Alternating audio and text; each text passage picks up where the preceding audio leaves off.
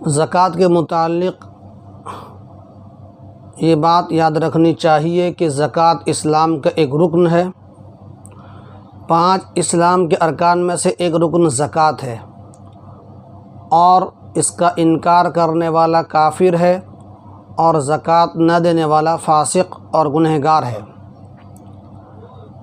اس لیے قرآن کریم کی آیت ہے وَأَقِیمُوا الصَّلَاةَ وَآتُوا الزَّکَاةَ کہ نماز کی پابندی کرو اور زکوٰۃ ادا کرو۔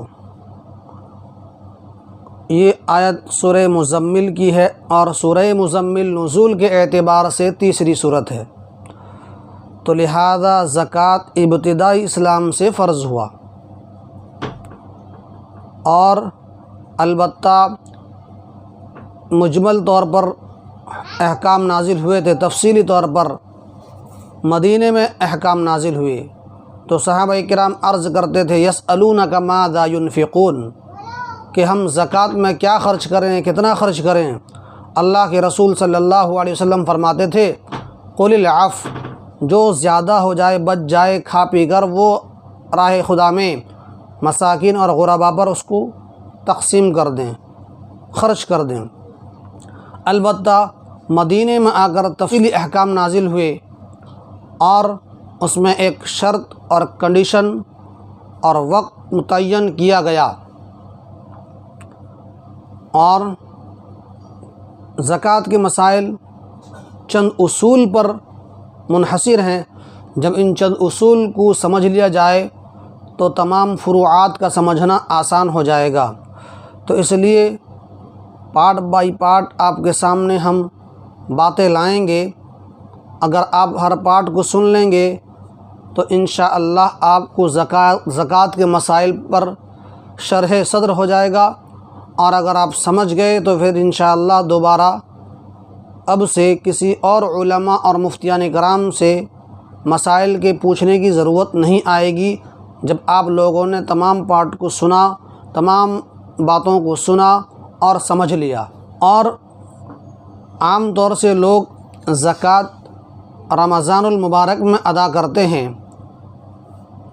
لوگ سمجھتے ہیں زکوٰۃ رمضان میں فرض ہوتا ہے، اور صدقۃ الفطر بھی لوگ رمضان میں دیتے ہیں۔ اس لیے صدقہ کا لفظ جب آیا ہے تو یہ بات واضح ہو جانی چاہیے کہ صدقے کی 2 قسمیں ہیں، ایک صدقہ واجبہ، ایک صدقہ نافلہ۔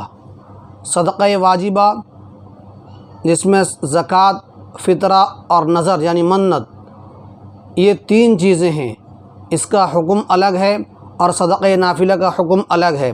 صدقہ واجبہ کا حکم یہ ہے کہ یہ 3 قسم کے اموال صرف اور صرف غریب مسلمان اس کے مستحق ہیں، انہی پر اور انہی کو دینا یہ ضروری ہے، اور دوسری جگہ ان پیسوں کو استعمال نہیں کیا جا سکتا، کسی رفاہی کام میں، کسی اور کام میں خرچ نہیں کر سکتے۔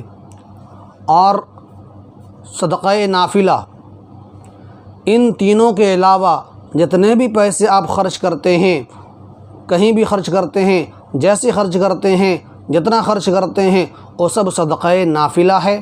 صدقہ نافلہ کے لیے کوئی کنڈیشن نہیں، کوئی شرائط نہیں، آپ جتنا چاہیں، جس وقت چاہیں، جس کو چاہیں دے سکتے ہیں۔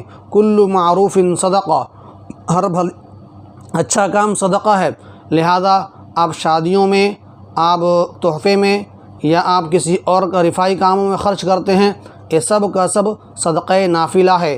صدقہ نافلہ کے لیے کوئی شرط نہیں کہ مسلمان ہو یا غیر مسلم ہو، امیر ہو یا غریب ہو، اس کے لیے کوئی شرائط نہیں، آپ جس کو دیں، جیسے دیں، دے سکتے ہیں، یہ سب صدقہ نافلہ ہے۔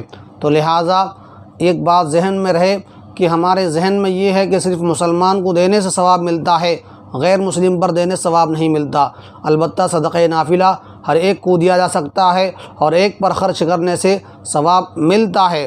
البتہ صدقہ واجبہ کے سلسلے میں یہ بات یاد رہنی چاہیے، یہ صرف اور صرف غریب مسلمان اور مسکین مسلمان کا حق ہے، اس کو دوسری جگہ خرچ نہیں کیا جا سکتا۔ صدقے کے متعلق یہ بات واضح ہو گئی۔ اب انشاءاللہ جو بات آئیں گی صدقے کے اقسام، ایک ہے صدقہ واجبہ، صدقہ نافلہ۔ اب صدقہ دونوں کی تقسیم ہونے کے بعد صدقہ واجبہ پر انشاءاللہ گفتگو ہوگی۔